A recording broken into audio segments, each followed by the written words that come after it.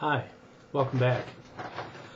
I thought to begin with, I'd try to give a brief overview of what we're going to do throughout the series of posts here.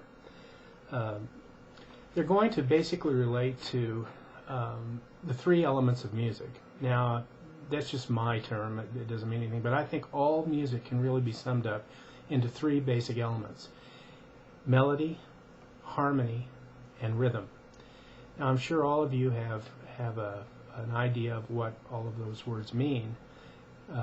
We'll get into that a little bit, but under each heading, we'll explore various avenues and threads that come off of those headings. So, in terms of melody, generally the source of melody is scales, and they're just an infinite variety of scales, from chromatic scales, whole tone scales, various 7-note scales, major scales, harmonic minor scales, melodic minor scales, diminished scales, 8-tone dominant scales, blues scales, bebop scales, pentatonic scales, 4-note scales. There's just an infinite number of them. But generally, there's a handful of them that you want to have a good working knowledge of, because so much music will be coming out of that particular scale. For flamenco,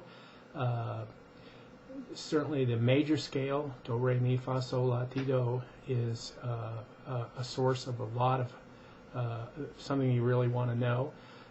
The harmonic minor scale, diminished scales, even whole tone scales. So throughout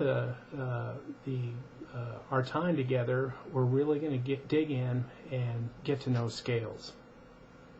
Similarly, harmony is really, instead of playing notes in a linear fashion, one note here, one note here, one note here, you take a group of notes, you stack them all on top of each other, and you play them together. So they're said to be played harmonically. You can actually play a chord melodically by simply arpeggiating it and playing the notes separately. Or you can stack all the notes on top of each other and play a harmonic chord. Generally, it's the scales that give birth to the chords.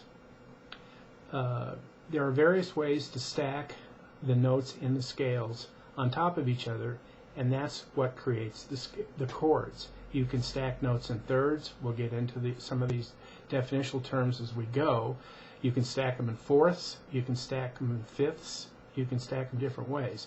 Thirds is probably the primary one.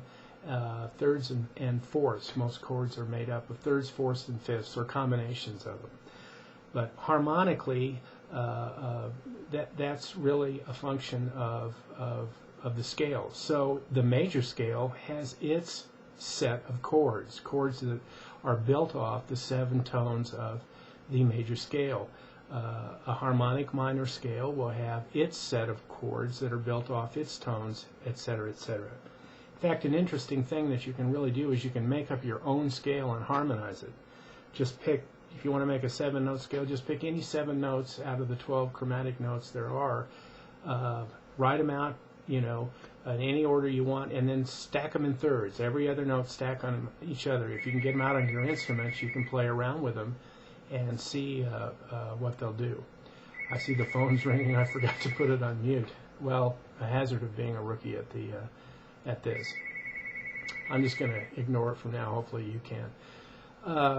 And also rhythm. We'll look at various aspects of rhythm. In some ways, rhythm is the most important aspect of all music. It's often said that you can know the greatest runs, you can know the hippest chords, but if you don't have good feel and play them in a hip rhythm with a groove to it, so to speak, then you lack the real essence, the glue that holds it all together. And of course, when you play a melody, the melody defines a rhythm.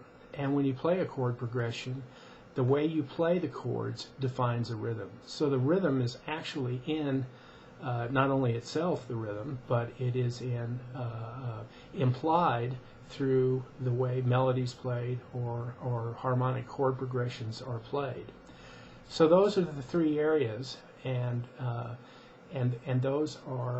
is an initial overview of what we're going to hope to achieve here. I'm going to provide one more overview, but for now I'm going to cut it off here and hope to see you back again.